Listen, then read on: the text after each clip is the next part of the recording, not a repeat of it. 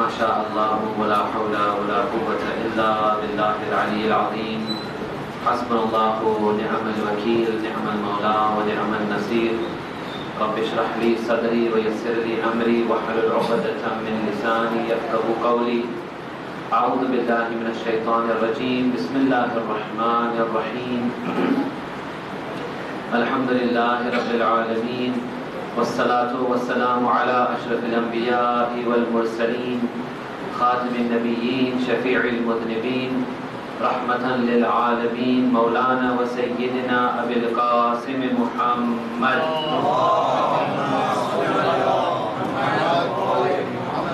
وعلى آله الطيبين الطاهرين المعصومين المنتجبين المظلومين الهداة المهديين لا سيما بقية الله في الأرض أرواحنا له الفداء ولعنة الله على أعدائهم أجمعين من الآن إلى قيام يوم الدين أما بعد فقد قال رسول الله صلى الله عليه وآله وسلم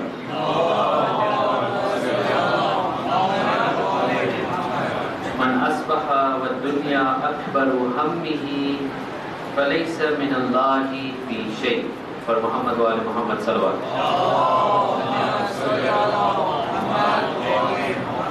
Respected elders, brothers, sisters, Assalamu alaikum wa rahmatullahi wa barakatuh.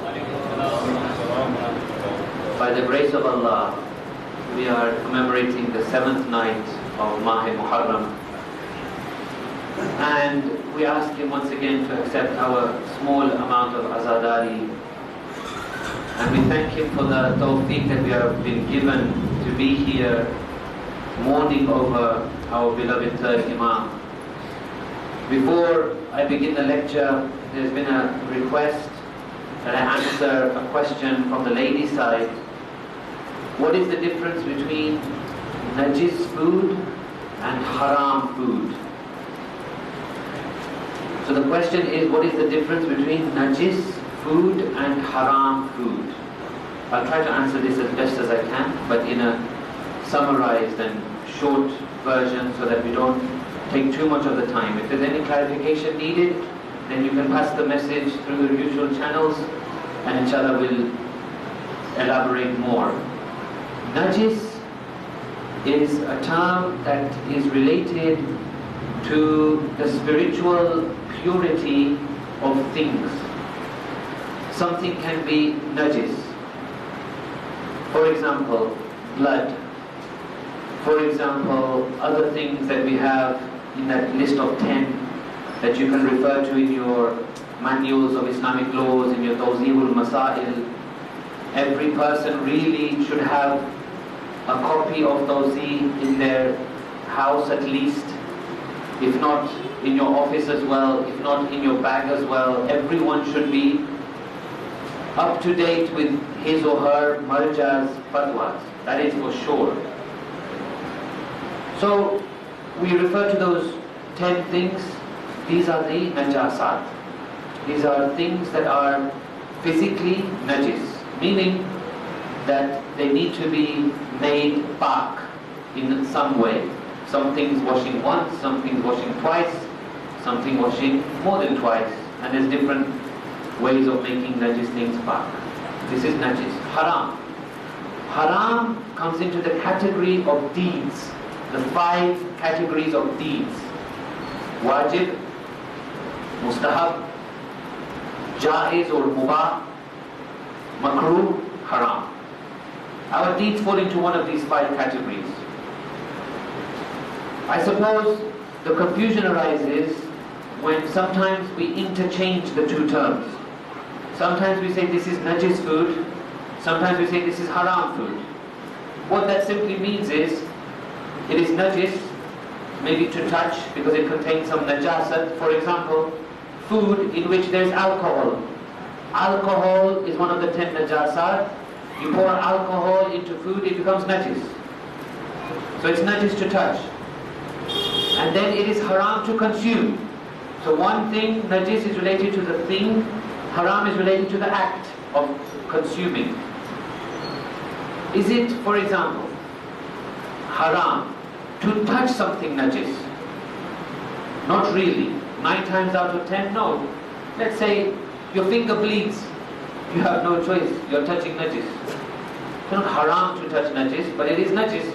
You need to sort that bleeding finger out. If it bleeds and then you suck it, for example, that's haram. Because it's an act. The act of consuming najasat or something najis is haram. So this is the basic difference between najis and haram. With the salawat ala Muhammad wa ala Muhammad. Another thing I'll mention just quickly is that not everything haram is najis. For example, there are some drugs. To consume them, for sure it's haram. To touch them may not be haram. They may be natural plants or whatever. To consume them is absolutely haram because it's an intoxicant. To touch them may not be najis. So this is my explanation on that question. Inshallah. With the salawat, please, ala Muhammad wa ala Muhammad. Yesterday we discussed how to deal with people with good akhlaq, with good morals, ethics, manners. And we discussed different levels of manners and ethics. We discussed that Islam has come to perfect the pinnacle of akhlaq known as makarimul akhlaq. And I narrated to you the hadith, the famous hadith, which says it's not just good enough to return good with good. It is actually expected of a true mu'min to return bad with good. For example, the Holy Prophet says, Sil man kata'ak, join with someone who has broken ties with you. Give to one who has deprived you. Forgive one who has oppressed you. This is really difficult. I'm not saying it's easy at all. But then the reward is reflected in the difficulty of the action. Now, tonight's discussion is on societal pressures. How do we deal with societal pressures? What do we mean by societal pressures? Society, every country, every group of people, every culture, maybe you could say every religion within a culture has a particular way of looking at things. There is a particular pressure that it puts on its followers. So I find myself, for example, in a capitalist society. It will have a certain effect on me. Once upon a time, we spoke a lot about communism. That is a norm of society. It has effect on people. Some societies have strange, what can appear to be strange customs. So what happens is, we become somehow pressurized by the expectations of society. Society says you must look a certain way. You must dress in a certain way. You must act in a certain way. You must be educated to a certain level. You must earn X thousand dollars, pounds, rupees. You must have this kind of a career. If you have this career, it means you're successful. If you have that kind of career, it means you're a failure. If you have this kind of salary, you are successful. If you have that kind of salary, you're a failure. It puts pressure on our youngsters and on our professionals. We get married, then it places pressures on our married couples. Do we go out together as married couples? Do we be very free with one another as married couples? Should a husband of one be very free, jokey with a wife of another? Should it be vice versa? Society dictates. Society has its norms. If someone was to say, for example, I'm sorry, I would not participate in a mixed gathering. Society may say, what an old-fashioned fellow. Live with the times, man. What is this outdated thinking? If someone says, I'm going to give up my career to do something humanitarian, people may say, you are stupid. How can you do this? Think about your future. Think about what your family will eat. So society, whether we like it or not, from many different angles, is placing pressures on us. Now, as long as those pressures and as long as those dictations of society conform to Islamic principles, Islamic laws, Islamic beliefs and etiquettes, we are fine with that. We don't have an issue at all. However, when the norms of society, it could be non-Muslim society, but more often, brothers and sisters, I don't know if you'll agree with me or not, it is more often the pressures of internal Muslim society, even community norms and practices that we find we have a conflict with. Now, what is to be done in this situation? How can we deal with this? With a salawat, please, ala Muhammad wa ala Muhammad. Individuals, we've already discussed. Individuals have their own attitudes and values, and we're trying in these 10 nights to hopefully change some of our attitudes and values. But when individuals don't change, and you have 1, 2, 4, 10, 20, 40 individuals whose all attitudes have not changed, whose values are wrong, whose value system is wrong, that then becomes a societal norm. There are a number of difficulties when we discuss society. Number one, it's not easy to change. Some people will say, I can change myself. I can't change other people. It's true. You can't. It's very difficult to change society. Number two, people become very used to it. This is one of the biggest obstacles of our time today, is that we tend to say, I can't do anything about it. I'll have to go along with it. I don't have the energy or the power to change things. Number three, it is very much pressurizing, especially on the younger generation. For example, there have been times when, for example, I've been in a meeting and it happened so that a lady puts out her hand and I say to her, I'm very sorry, I cannot shake hands. And she says to me 9 times out of 10, the last guy was a Muslim and he shook my hand. So what's your problem? Or a girl is in school. The school says we don't want her to wear the headscarf. It's against school policy. We say, excuse me, we have a marja, we have a law, we have a faith. Our faith tells us girls over a certain age have to cover their hair. He'll say, but the other 10 girls in the school who are Muslim do not. So it's difficult to match and keep our principles and our ethics whilst society is almost acting against us. So let's look at this in more detail with the salawat ala Muhammad wa ala Muhammad.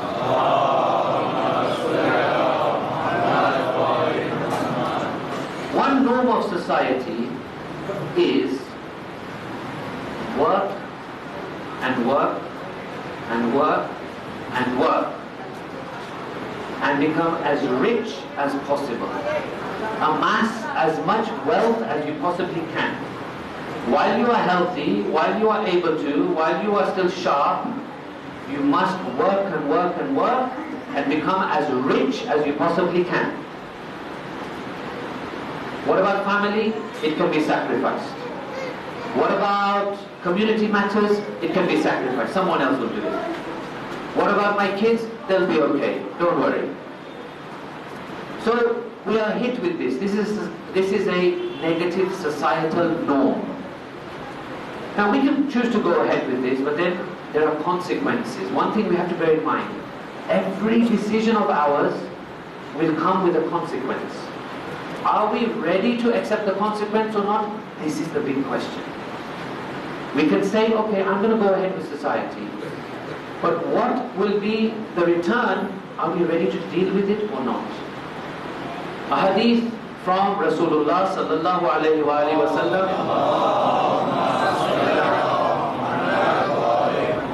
If you remember 2 years ago I also quoted this. He says, Man asbaha wa dunya akbaru hammihi. Someone who starts his day, who lives his life, and the biggest concern of his is the world and materialistic things. He's thinking about business and income and job and everything. Anything to do with other than Allah is his main concern. Allah subhanahu wa ta'ala will cause his heart to experience 4 things. Number 1, hamman la yanqati'u anhu abada. A feeling of sorrow and grief that never separates from him. Somehow he's not happy. He feels a little bit miserable. He feels a little bit anxious. He's not happy. Number 2, وَشُغْلًا, a sense of always being busy. You know our endless lists that we love to tick off, they never seem to end. We always add more, we have different lists. A sense of always being busy in life, never being able to switch off, or ever feeling that now I've achieved something and I can close my eyes, I can forget work for a while. Number 3, وَفَقْرًا, a sense of lack, a sense of poverty, a sense of feeling I need a little bit more. This is not enough. I thought it would be enough a year ago, but it's not. I need a little bit more, and a bit more, and a bit more. You're never fulfilled. And 4thly, amalan, a sense of a dream or a hope or an aspiration that you're never going to achieve. So you're always living in the future. You're always saying to yourself, one day I'll have this kind of house. One day I'll have this kind of car. One day I will look a certain way. One day my kids will be a certain way. So what happens is, by living in the future, you lose out on the current. What's happening now in the present, you're losing out. Why? Because you're projecting always into the future. So this is a consequence. Now, someone can say, well, you know, I like my job, or I like my business, or I like wealth, or wealth is important. Okay, no one is denying that. But can there be a time, a moment in life where you feel, you know what, this is not worth it. I can, for example, downsize, or I can simplify my life, or I can sacrifice a few luxuries and mod cons, because the consequences are quite dire. So we can continue going, but then we have to be brave enough to say, well, the consequences will come which are not going to be nice for my life. This is one societal pressure. Another societal pressure which we have is we tend to get our priorities wrong. We start to confuse priorities. We can start off in something which is very positive. Our niyat can be very clean. But because of a lack of understanding of religion, we tend to slightly go astray. Let me give you an example. With the salawat ala Muhammad wa ala Muhammad.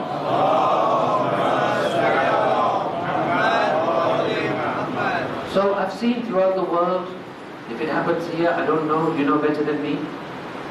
There are, for example, fundraising programs for good causes. And the people that go for fundraising programs for good causes, honestly, I say may Allah bless them. Because they have good intentions, they have good niyats. But maybe they haven't thought it through quite right. What happens is, for example, they'll say, we need to raise money. We want to build a school or a hospital or whatever. We need to raise money.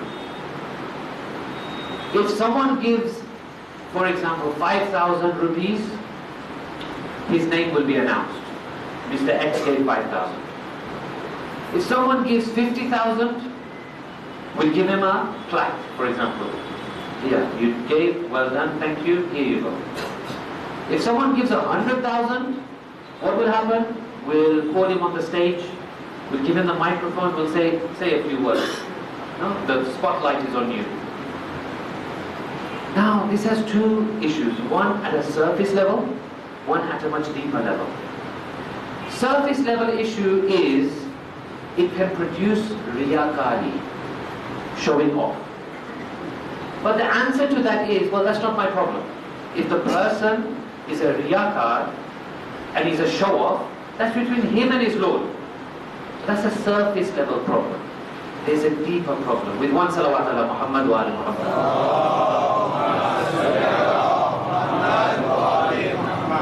The deeper level problem is, we have given respect based on quantity. 5, 50, 100K. Quantity. As quantity goes up, level of respect goes up. So what if the guy who has given 2,000 rupees, for example, he doesn't get a mention, but 2,000 rupees is actually 10% of what he has. He hasn't got a mention, has he? But what if the guy who's given 100,000, which is a fantastic deed, I'm not taking away anyone's glory in front of Allah. It's a wonderful deed, 100,000, great. Let's say that's 0.1% of his wealth. So have we judged quality, or have we just judged quantity? Now, what happens is, on a deeper level, the guy who gives 2,000, what can happen to that guy? He might say, because a human condition is every human being wants to feel respected. It's against the human condition to feel disrespected. To feel zaleel is not in our nature. Okay. So now he's thinking, wow, the guy who gave 100,000 is respected. I want respect. I need to be at that level to get respect. So, if the feeling of wanting respect is very great, then it's possible that a person will say, I will do anything to get to that stage where I can give 100,000. I can start to break laws. I can start to swindle people. I can start to fraud. I can steal. I can do anything, but I want to get to that level. Why? Because I crave respect. So society, through not thinking carefully about our programs and the way we do things, has unfortunately created a counterproductive system. What did we want to do? We wanted to raise money for the poor, or for the underprivileged. What have we done? We've started to make people greedy and searching for honor in a wrong way. So that's another issue of society. The Holy Prophet sallallahu alayhi wa sallam says,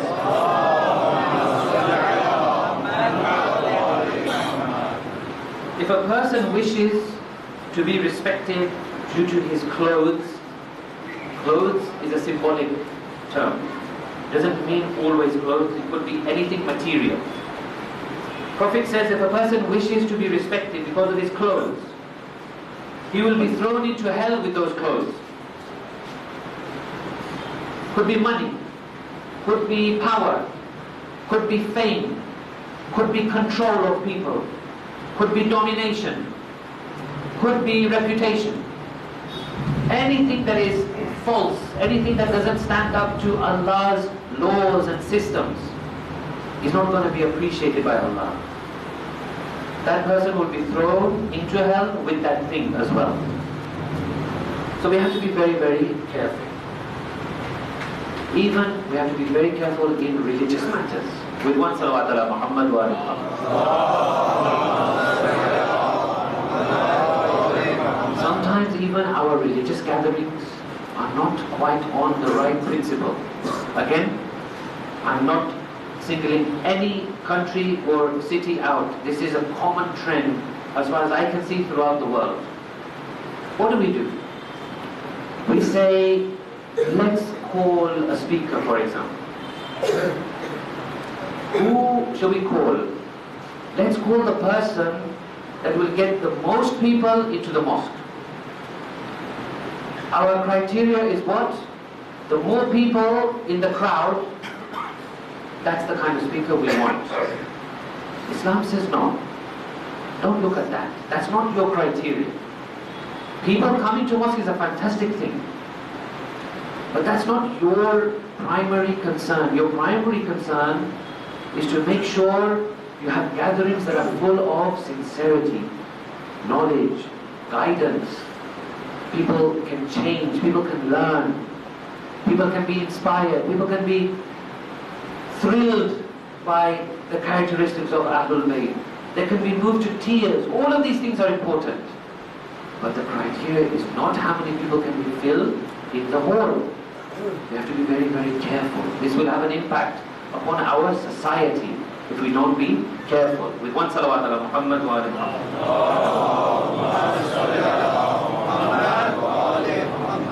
So, the solutions. Now we come on to the solutions. Number one, we must develop both individually and as a community a very powerful, rational intellect to be able to judge accurately what's going on around us. Islam has made intellect a hujjat, a proof, something that binds you to truth. We have to have the guts to stand up sometimes and say, hang on a second, that just does not stand up to rationality. That is just not wise. That belief or that thing going on is just not wise. It's not intellectual. It doesn't match intellect. It doesn't match aql. How do we do that? Our soul has been given three faculties.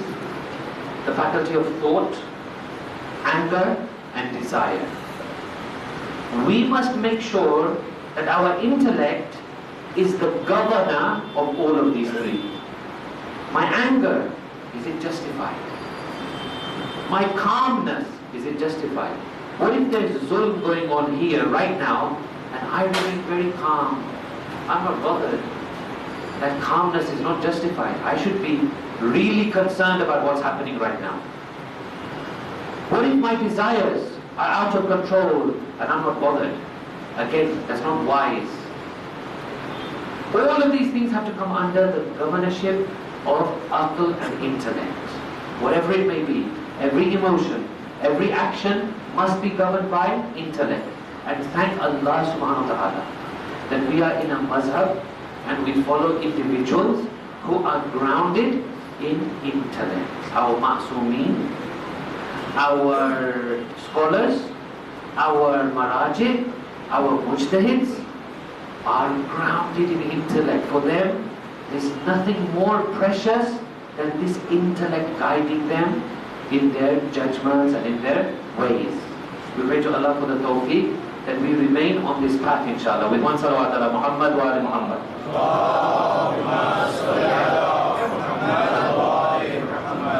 Secondly, the second solution. We must build in ourselves the power and the ability and capacity to start to distinguish in our faith. There are some things in our faith which have crept in. There are some things in our faith which are not there, which need to come in more.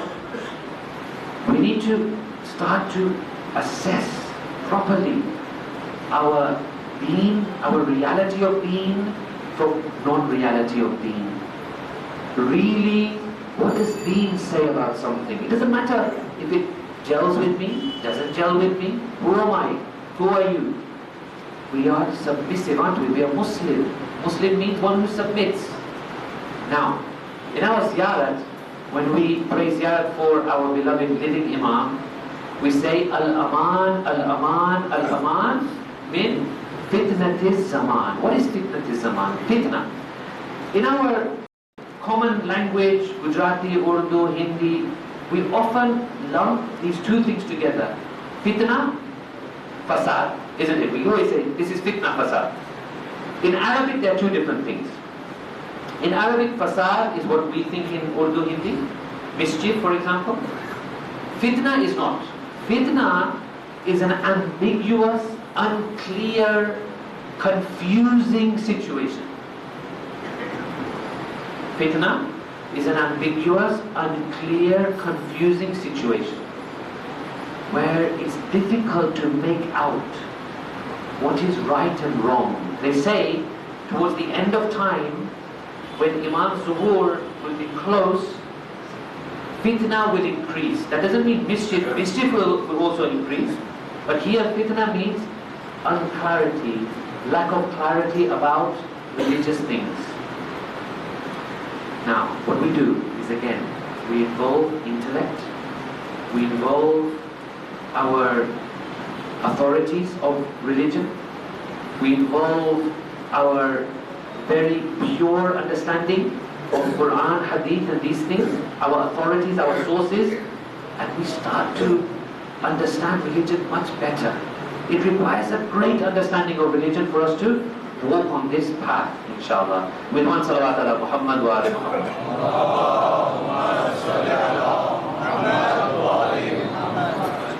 Third solution to this problem, and probably the most important of them all, but probably the most difficult of them all, is sacrifice. When someone comes along and says, this is very difficult, to change my people, to change my community, to change my neighborhood, to change my society, to change my office, to change my immediate surroundings is very difficult. That's when you need sacrifice. Sacrifice is an act which is very difficult. Couple of examples from the lives of our ulama. Mullah Hadi Sabzwari, I don't know if you've heard of his name. He's very famous in Hausa. Why? He has a book on philosophy, Sharh Manzuma. He's written this in poetry form. I won't bore you with the details. In any case, he was regarded as a great scholar, a great philosopher, a mind like no other mind. A time came when he felt, for whatever reason, that his fame, because obviously he'd written a brilliant book, used by everybody, in everybody's hands, he felt, is this fame getting to me? Is this fame of my book, my authorship, is it getting to me? He felt, you know what, before it affects me, before I get into this kind of sin, I'm going to do something about it. What does he do? He leaves his town, he goes to a new town. He goes to a new town where no one knows him. He finds a madrasa, a hawza, a place of learning. He goes there, he knocks on the door. They say yes, he says, can I pray here? They say, yeah, sure, here's the masjid. He goes to the masjid. When he's in the masjid, after his prayers, he sees the masjid's a little bit dirty. Some leaves have fallen, some dirt is there. He says, well, I've got some time. He starts to clean up and sweep the leaves, etc. This is Mullah Hadi Sabzwari. No one knows him. One of the people of the madrasa, they come and they say, I see you're cleaning. You know what? The khadim of this madrasa has left about a month ago. We're looking for a new khadim. Would you like to be the new khadim? My God, if you'd have said that to any of us, what would we have done? Mullah says, yes, I would be honored. He becomes the khadim. He does the cleaning, he does the sweeping, he does all the odd jobs. Imagine, there were times when he's cleaning the madrasa and students of his are discussing his book in front of him, but he remains silent. On one occasion, one of the students says, oh, this Mullah Sabzwari, who does he think he is? Written such a difficult book. He stays silent. On another occasion, another student complains about the difficult nature of that book. He doesn't say anything. His own students and followers of his town where he came from, they are now worried about him. They say, let's go out and look for him. We can't find any trace of him. Somehow they reach this town, they look around, they look in this madrasa and they see him, they can't believe it. Our teacher, the dignified, honorable, fantastic scholar, is sweeping leaves and tidying madrasa. They go to him and they tell him to come with them. And they basically force him and he leaves, he goes back to where he came from. What does he do then? He writes a letter to that student and says, by the way, in your discussion, you have made a mistake. The real answer is this. Wassalam. That student must have been wonderstruck that how did this letter come? Who knew? They had no idea. Sometimes we need to sacrifice. We have to take a step sometimes that is against our own khahishat-e-nafs, our own desires of the self, and put a little bit of a pressure on us, punish ourselves a little bit in order to traverse this path. With one salawat ala Muhammad wa ali Muhammad.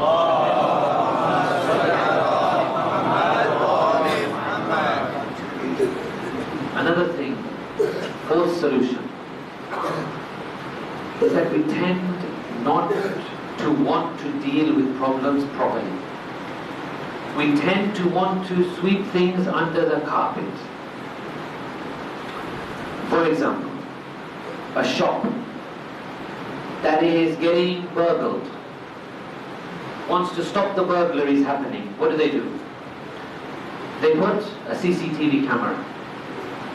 Burglaries stop. No, they don't stop. The burglary is transferred to the next shop which hasn't got CCTV. The problem is not dealt with. We have to look deeper.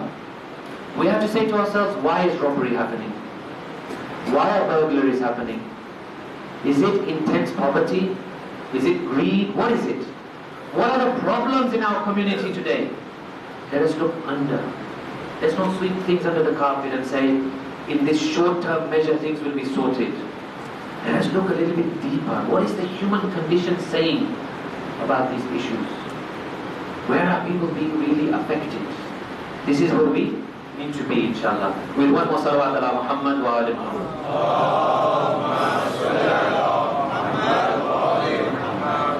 So what is the value that we are extracting here?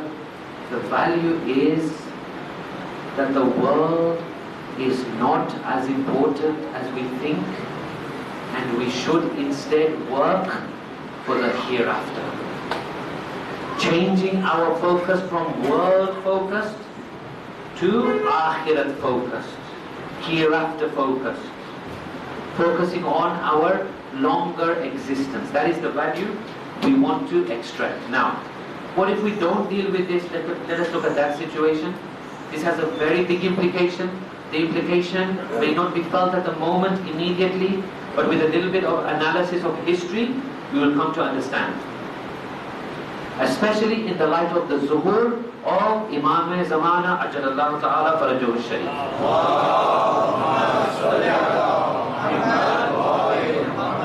We need to ask a question.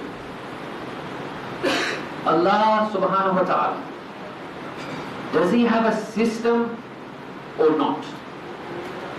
Definitely He has a system, because He is wise. Shaitan, does he have a system or not? Is he working haphazardly, chaotically, without a plan, or does he also have a system? Undoubtedly, Shaitan also has a system. What is the system? Traditionally, it has been like this. Allah sends Hujjat-e-Khuda, His Hujjat, His representative, starting with Nabi Adam. Shaitan sends Hujjat of his own. So in the time of Hazrat Ibrahim, Allah sends Hazrat Ibrahim, Shaitan sends Namrud. In the time of Hazrat Musa, Allah sends Hazrat Musa, Shaitan sends Fir'aun. At the time of Hazrat Isa, maybe we can't pinpoint one individual, but it was a system against Hazrat Isa. A rulership, a government. At the time of our Holy Prophet, we could say Abu Sufyan. At the time of Amir al-Mu'mineen, we can say Muawiyah. At the time of Imam Hassan, Muawiyah. Time of Imam Hussein, Yazid. However, it is at the time of Imam Hussein that Shaitan plays his trump card. That is really the masterpiece of Shaitan. Why? Until now, it was fairly easy to differentiate Haqq and Batil. Fir'aun, everyone knew he was a tyrant. They just didn't have the guts to oppose him. It's in Imam Hussein's time now that you have Muslim killing Muslims, both claiming they are on the right path. Yazid's force never said, we are tyrants, we are oppressors, we are killing someone who is innocent. Not at all.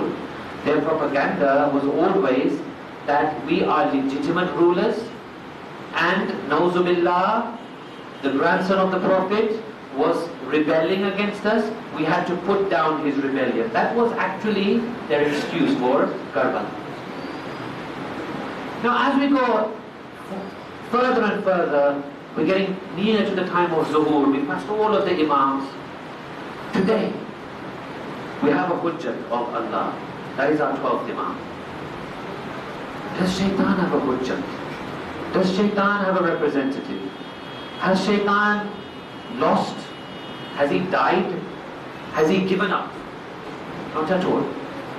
It's very important that we understand what is happening so that when the Zuhur happens, we know where to put ourselves, which camp we should be in. With one salawat ala Muhammad wa ala.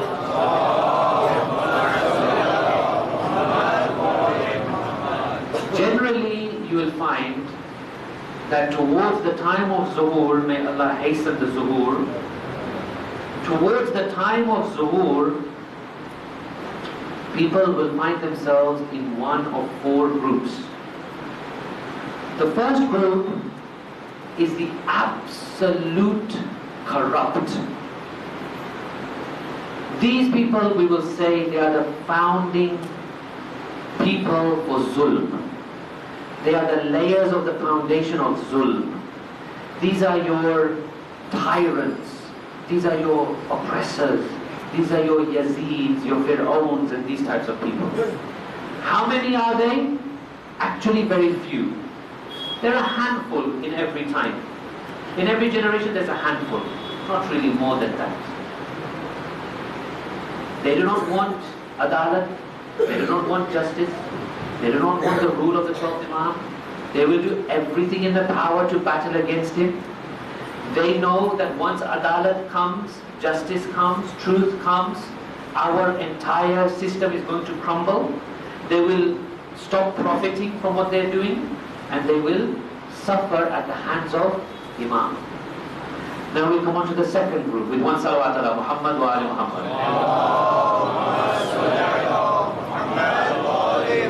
The second group are not necessarily the foundation layers of Zulm, but I call them the people who are the freelance consultants of Zulm.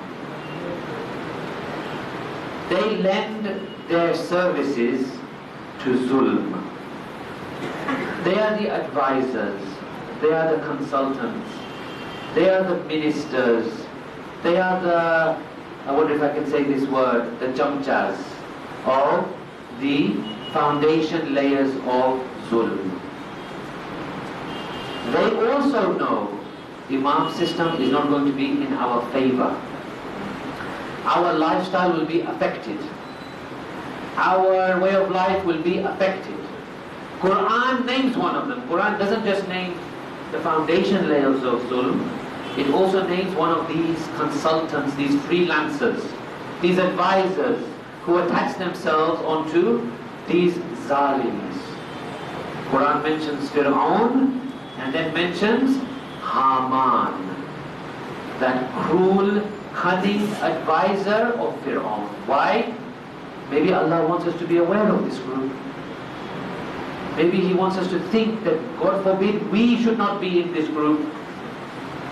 So these are the foundation layers, group 1, and number 2, the consultants to the foundation layers. Again, they're more in number, but they're not the majority of people. Now we come on to the majority with the salawat ala Muhammad wa ali Muhammad.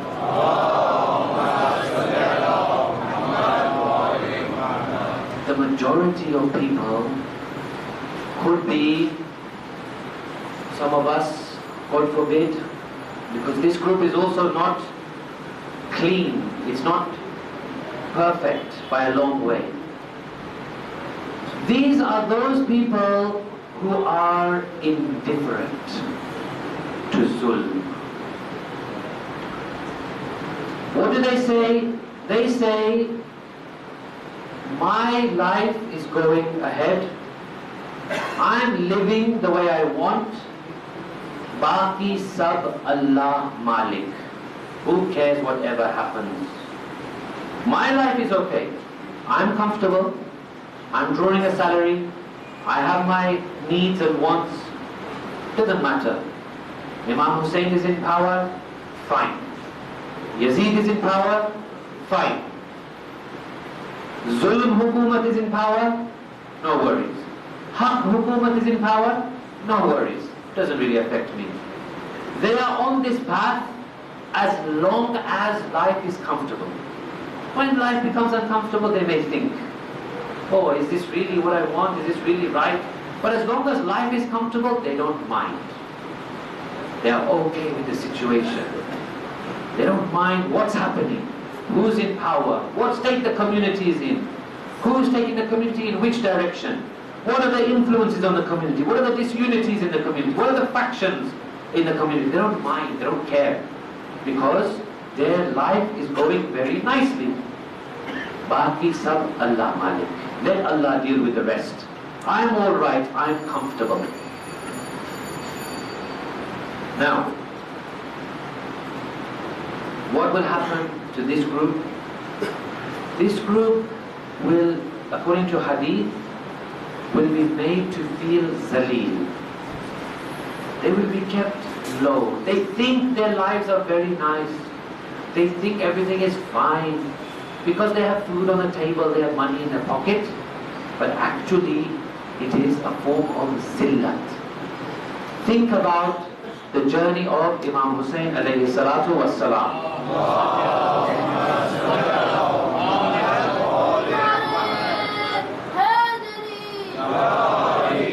Think about his journey.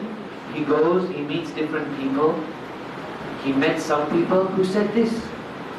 They said, Imam, I can't join you. Abdullah ibn Hurr al-Juhafi. When Imam meets him, Imam says, I invite you to come to my side, fight with me, help me. He says, Imam, I don't want to. He says to Imam, actually I left Kufa because I thought you were coming to Kufa. So I said, instead of being branded as one side or the other, I better leave and get out of this issue. I have a wife, I have children, I have a life. Imam, I can't come. But I will support you. This is what he says. I'll support you. With my horse and my sword, I'll support you. Imam says, no, I will not take anything from you. If you don't want to come, I don't want anything from you. So this is the third group. Then we have the fourth group. Salams and blessings of Allah on the fourth group. This is the group who are committed to haqq, truth. Whether it is in their favor or whether it is against them. Whether it aids their lifestyle or it hinders their lifestyle. Whether it makes them more comfortable or less comfortable, they are committed to truth. These were the people around Sayyid al-Shuhada. Whatever comes, whatever happens, we are with you. Imam Hussein enters Karbala, he recites, Inna lillah wa inna ilayhi raji'un. Hazrat Ali Akbar asks, Baba, why do you recite this verse? Alasna ala al-haq. Are we not on the path of truth? Imam says yes. Then Ali Akbar says, then no worries. If that is the situation, that we are on the path of truth, then what's to worry? These are the people of the fourth group. Their priority is truth, their focus is truth, their mission is truth. They will not ever accept anything other than truth and haqq. So what happens to them? Do they get trampled?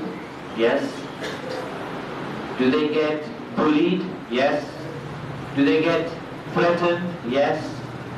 Do they get ostracized, boycotted by society? Yes. But they know truth, and they will stay on truth. Now, what are these people called? There's a term for them. With one salawat ala Muhammad wa ala Muhammad.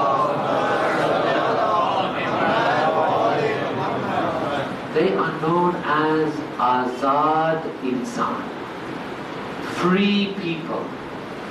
What is the title of Imam Hussain that we always celebrate and we recite? Abul Ahrar, father of the free. These people are Azad Insan. Imam Hussain is the head of all Azad Insan. Why?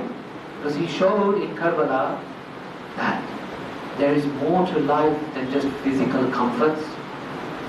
He was ready to sacrifice not only himself but his family, his comforts, his hunger, his thirst, his body, his blood, his everything for the pursuit of truth. Tonight we remember one of those sacrifices.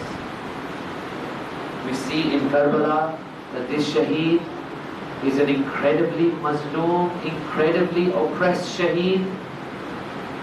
And this is of course Qasim, son of Hassan al-Mujtaba. Salam on Imam Hassan and salam on his sacrifice of the day of Ashura. All of the Ahlul Bayt were represented in Karbala. Imam Hussain represented himself and the Holy Prophet. Imam Ali was represented by Hazrat Abbas. Janab Zahra represented by Janab Zainab. Imam Hassan, we always hear about Shah Qasim. In fact, Imam Hassan had 5 sons. One of them you may have heard about. He was martyred in a very cruel manner. This was Abdullah, if I'm not mistaken. Abdullah ibn al-Hassan was the young boy who was held by Janab Zainab. And when Imam Hussain alayhi salam falls to the floor in Karbala, there was one moment where he was surrounded by people of the enemies. They had their swords drawn. As their swords were raised, this young boy, out of emotion and out of love, runs. He loses the grasp of Bibi Zainab. Bibi Zainab cannot catch him. And he runs into these swords to protect his uncle. Imam Hussain cries out to Bibi Zainab, Khudihi, grab him, but she could not. And he walks into these swords around Imam Hussain. Imam Hassan gave a great sacrifice on the day of Ashura. May Allah reward each and every one of your tears. May Janab Zahra present these tears for you on the day of judgment. May Allah bless you for these tears. These tears are a tribute of our devotion to Allah and the Ahlul Bayt. Janab Qasim, on the night of Ashura, is sitting in a corner. He sees his uncle Hussain approaching each and every Shaheed. Imam is telling every Shaheed that I have lifted my bay'at from you. You are no longer bound to me. You are free to go if you wish. The Shuhada say, no Imam, we cannot think about this. We will not leave you at this time. It is our honor to be with you. Imam then gives every Shaheed the good news of his Shahadat the next day. Every Shaheed is happy. Every Shaheed is smiling. Qasim is not being spoken to by Imam. Qasim is waiting for his turn to come. Qasim is waiting for Hussain to address him. Imam is not addressing him. Qasim is becoming anxious. He looks at one time to Imam Hussein. He says, "Uncle, can I ask you, am I also one of the shuhada tomorrow?" Imam Hussein must have had a tear in his eye. He asks a question to Qasim. He says, "Oh Qasim, tell me one thing. Kayfal mawtu indak? Oh son of my brother, how is death in your view?" Qasim says, "Ahla min al-asal." For you, my uncle, death for me is sweeter than honey. Imam Hussein gives him the tidings of good news. He says, "Qasim, not you. Even Ali Asghar will be shaheed. Even the youngest member of our Qafila will be shaheed. So yes, O Qasim, you will also attain shahadat."